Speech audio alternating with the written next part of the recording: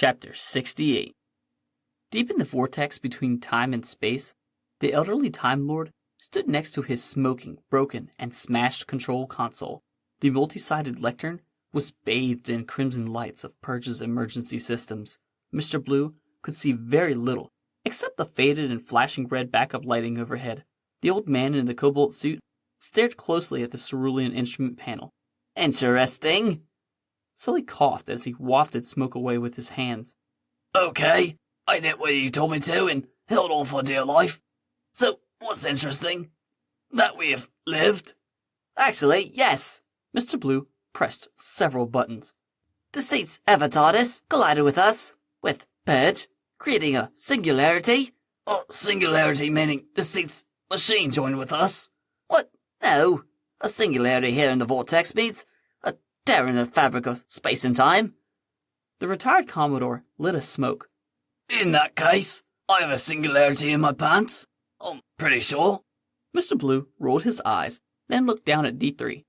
"Get awake, would you?" He handed Sully a sleek hyper-syringe which had extended from the busted podium. Then the Time Lord in the blue continued. "This happened in the last Great Time War, and quite often." "What did? 2 time machines flying and fighting in the time stream?"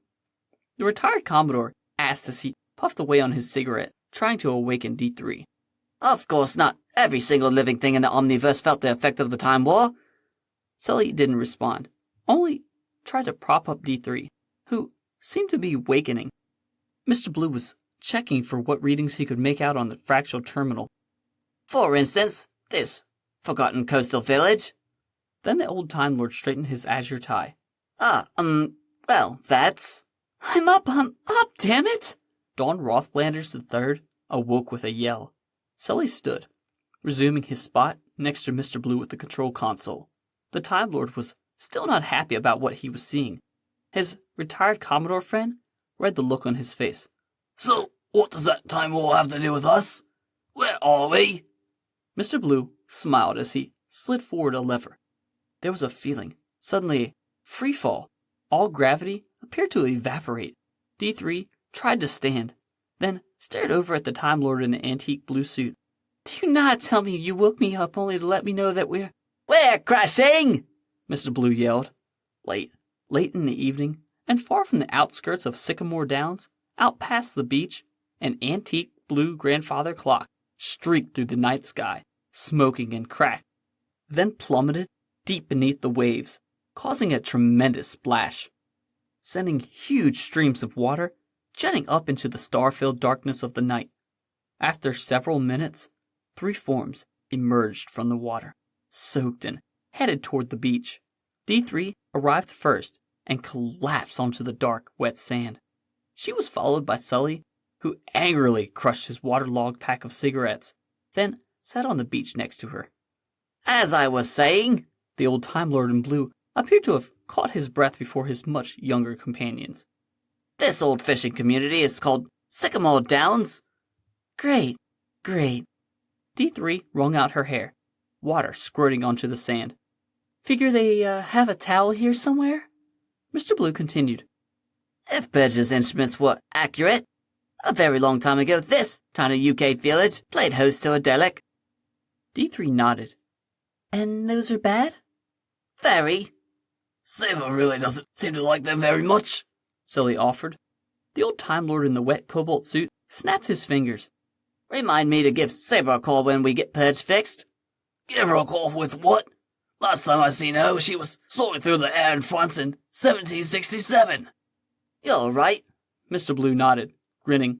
"She's probably fine." "That's not what I said." "So this Dalek fled the Time War. Makes sense." The man in blue continued. "Only problem is that he was equipped with a emergency temporal shift." Sully pointed. "Speaking of Saber, doesn't she have..." Mr. Blue shook his head. "Saber has a vortex manipulator, and she can use it when she likes. This was different. This is Dalek tech, and this particular Dalek emergency temporal shift could only be used once." D3 seemed like she wanted to say something. Mr. Blue interrupted her. "It crashed in the harbor back in World War II. Most of the inhabitants of Sycamore Downs thought the Dalek to be some sort of bomb or explosive. The Time Lord suddenly stopped speaking. He began to beat his chest with his fist very hard as he coughed. You all right, old boy? Sully asked. D3 stood up to help the old Time Lord. Mr. Blue coughed a few more times, then took in a deep breath. He cracked his neck and smiled. The crash caused my bypass respiratory system to flood my internal organs with advanced adrenals and genetic amplitude retrogression. Good for you, I guess. D3 clapped her hands together. Though I really don't know what that means. Means I've got 2 hearts again. Also, I'm pretty well healed up. But you're still old, D3 observed. Oi, Mr. Blue pointed a stiff finger at her. have care, young Don. Sully patted the soggy Time Lord on the shoulder. A bit more of that Time Lord magic, eh? Something like that. Mr. Blue grinned briefly, then pointed his finger from D3 to the buildings in the far distance. They dispatched unit here to Sycamore Downs sometime in 1944. D3 walked behind him and looked over at Sully. So, Mr. Time Lord here is doing his exposition thing again? Sully shrugged. Mr. Blue had made several long strides ahead of them. His companions suddenly had to keep up with him as he continued. So, the Dalek was mistaken as an unexploded explosive? When that wasn't the case, unit co-opted Torchwood. Captain Jack comes to investigate and learns that the Dalek's extraterrestrial origins unveiled. The emergency temporal shift had gone AWire. The Time Lord in the cobalt suit looked ahead of the tiny fishing village as it drew closer. He continued. On Torchwood's order, I'm guessing, Arctis opens the casing and destroys the freaky little mutant inside. Sully stared at the yellow sodium night lights reflected on the black streets far ahead of them. It looked as if this town was all asleep. He wondered what time it was before probing. I heard Daleks were tough, unbeatable. Maybe in our prime. Not one, not alone, and not when it's been beaten mercilessly by a time war. I'm betting when it was discovered in the harbor, it was rusted, most likely already near death. However, the effect of the temporal displacement attempted by the Dalek to shift away left the embolism, a small hole in the fabric of space-time, a rift. The trio was getting closer to Sycamore Downs, and slightly more dry. D3 hoped they were heading to an inn or something. The Time Lord in the cobalt suit carried on. Problem is, the rift should have been sealed and healed by now. It hasn't? Mr. Blue shook his head no. How would you know? Never mind. You're a Time Lord or Lord of Time. Of course you would know. The old Time Lord in the blue suit nodded yes. Why hasn't it? D3 asked. Because of us. Sully and D3 both appeared perplexed. We are in the time stream, the vortex, fighting with Deceit's Evitatis. Birds collided with it. There was an explosion, and now we are here. Mr. Blue held his arms out wide. Our battle in time intersected with that Dalek trying to flee, resulting in a temporal embolism which won't close.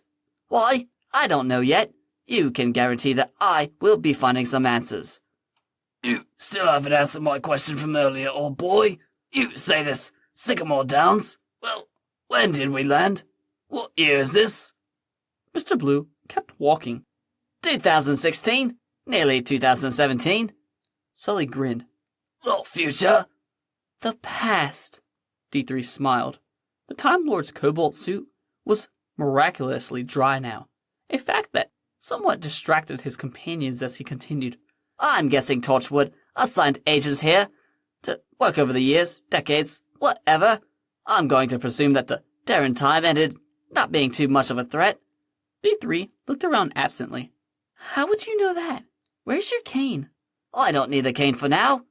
Mr. Blue played with a hole in his suit, right above his 2 hearts. To answer your other question, the town is still here. That's how I know the temporal embolism wasn't activated or used. Most likely by the 80s, the Torchwood agents were required elsewhere, places where the danger was more imminent.